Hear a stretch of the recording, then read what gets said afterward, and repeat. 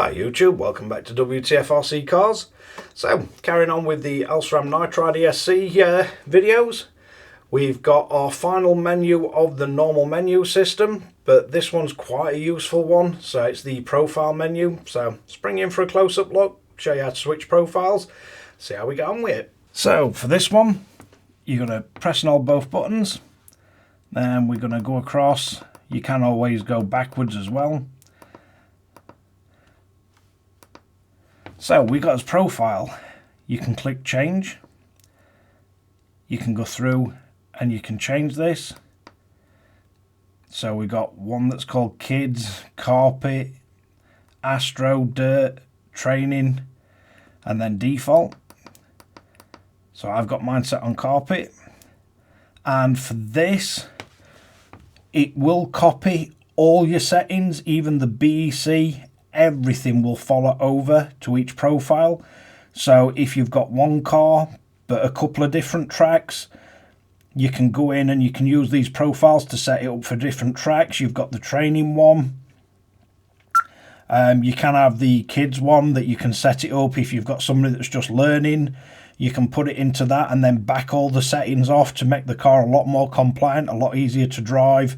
But mainly I think most people use this for setting it up for different tracks.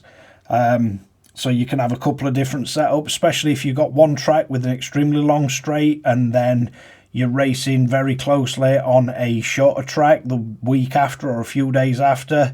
You can set all your turbo, boost, everything, and it does give you a nice option of having a whole bunch of settings where everything will follow over and instantly be able to switch between them, rather than have to go in and then set up each different bit of setting for the track that you're on. Yeah, really nice option to have, really quickly to switch between them, and it's nice that every setting on it completely switches over to each profile. But let's wrap this one up. So there you have it, the profile menu, how to get to it, and the Elceram Nitride ESC.